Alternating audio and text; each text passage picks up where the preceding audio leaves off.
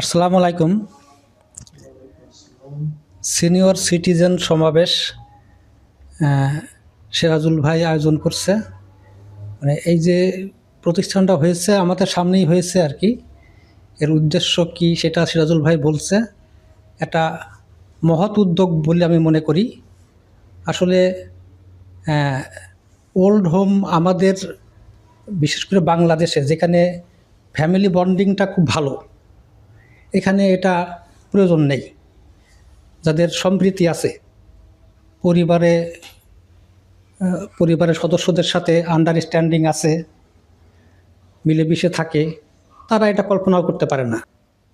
আগের দিনে আমরা দেখতাম একান্নবর্তী পরিবার ছিল, সেখানে একই পরিবারে বাবা মা ভাই বোন চাচা চাচি দাদা দাদি সবাই একসাথে থাকতো, অন্যরকম একটা আনন্দ। কিন্তু যুগের পরিবর্তনে, সভ্যতার ক্রমবিকাশের ফলে, জীবিকার জন্য এখন এই যে একান্নবর্তী পরিবারটা আস্তে আস্তে ডিভাইডেড হয়ে যাচ্ছে। আমরা চাই না যে একজন মানুষ এখানে থাকুক, কিন্তু যার জন্য এটা অপরিহার্য হয়ে পড়বে। একটা পরিবার, সেখানে সবাই আছে, কিন্তু একজন এল্ডারলি মানুষের দেখাশোনা করার জন্য হয়তো কোনো লোক নাই, সবাই ব্যস্ত।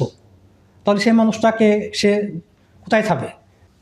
পারিবারিক সহিংসতা বা এই যে হিংসা বিদ্বেষ শত্রুতা বনাবনি হয় না, এই রকম যদি হয় তাহলে তো তাকে আসতেই হবে। তো সেটা বাদ দিয়েও এইরকম একটা সিচুয়েশনও হতে পারে যে ছেলে মেয়ে বাবা মা সবাই আছে, কিন্তু সবাই ব্যস্ত। এখন দেশের বাইরে আছে, চাকরি করে, এখন তার বৃদ্ধ মা বাবা তাদের রান্না বাড়া করে কে খাওয়াবে?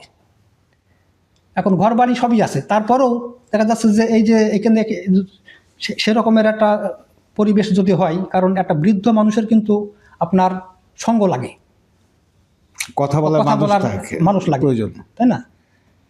তো একদম এই সব দিক বিবেচনা করে এখন এই প্রতিষ্ঠানটা হয়েছে। আমি এটার জন্য শুভকামনা জানাই।